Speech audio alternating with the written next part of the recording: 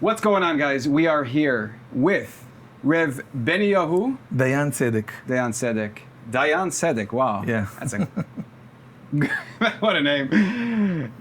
We just named our new baby, Binyahu. Wow. That's his name also. Binyahu Tzion is his name. Wonderful. So, so this is Rev Binyahu. Binyahu is one of, Baruch Hashem, the many Geulah activists that I have recently come across, and we are here at this is one of his many workshops, right? I mean, you have like a bigger. But Rav Binyahu is doing a lot of work, but right here we're just doing a little visit to his house. One of these days we're going to do like an official tour with more of the things he's really got going on, because Rav Binyahu is really doing a lot of amazing stuff. Right here we've got the Paroches that they're working on. Right here we've got a Bet Hamikdash that they're working on. We're going to explain a little bit of background of this story. So, Rav Binyahu, why don't you tell us a little bit about what you got going on here? We'll start to do models of Bet Hamikdash.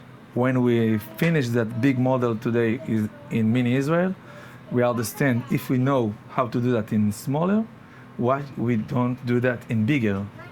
If we want what the materials, what that midot,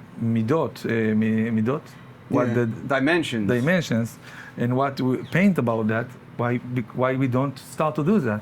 By the way, that's in in the real world, in the same size we need that, because when Bet Hamikdash start to build on the mountain, nobody go to the mountain to do parochet.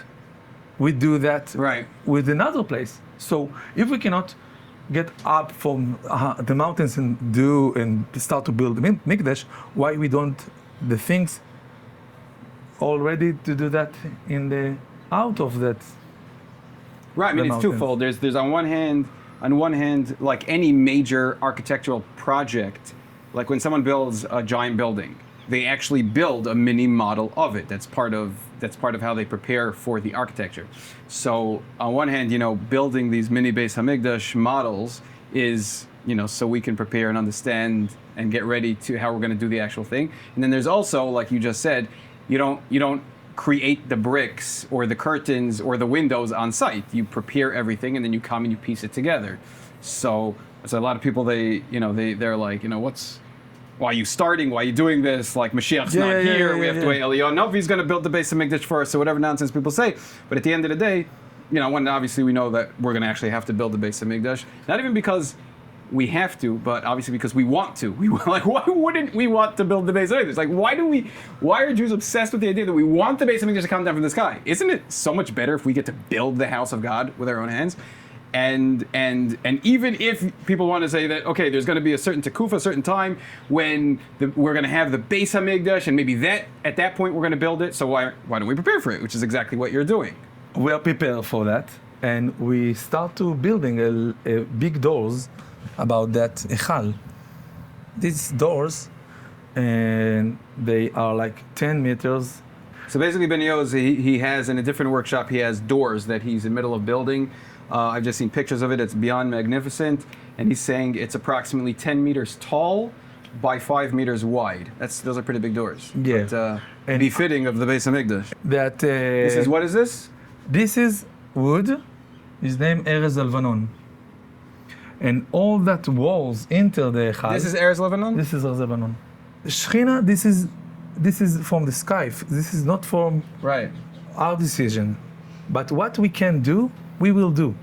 Right, that's always the big thing. Everyone's always says, what do you do with the Rashi, with the Medrash, that the Rashi is going to come wonderful. From the sky? Rashi said it's the Shechina comes from the sky. The spirit. The same like the first Bet Hamikdash. It's so simple. Nishmat Hamikdash, holy of the Mikdash.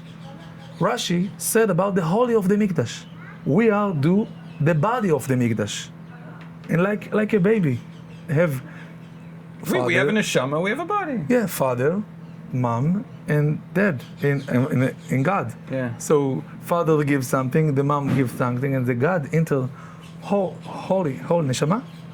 So be together, and they come and be together. So this is what we are doing. We are building that body of the Mikdash, and waiting to the Shechina come and enter. If we don't אם לא נכין את השבת, how we can do Shabbat? If we've not prepared about Shabbat, we cannot do Shabbat. If we cannot prepare about the Mikdash, how will be Mikdash? We're not waiting to fall about the sky about us etrog in Sukkot. We're not waiting in Pesach fall about us matzah from the sky. What are we waiting to fall about us Bet Mikdash? We need to wake up.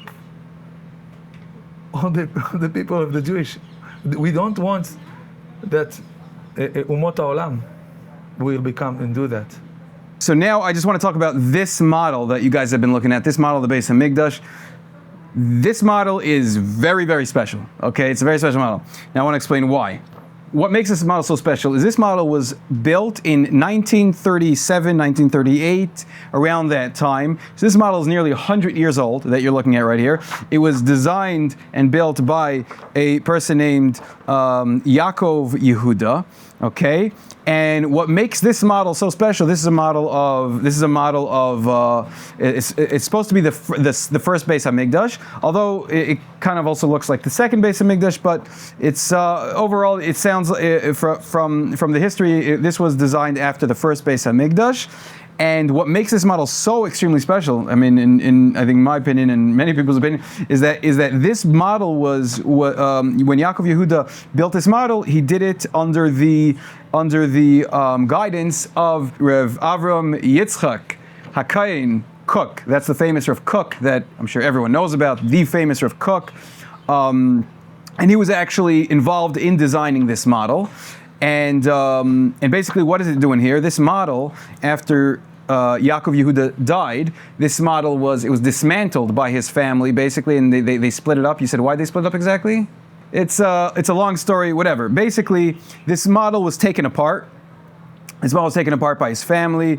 There's some history behind it. Not sure exactly what it is, but the fact is, the project was given over to Rev Binyahu to take the pieces of the model, put it back together, reconstruct the model, and then they're going to probably put it in a museum. So right now it is here in his little backyard workshop, and he is re-putting together. It's looking beautiful, obviously. I'm not sure exactly how it looked before, but right now it's looking fantastic. And so we're looking at possibly the oldest model of the Beis Hamikdash that's probably around today.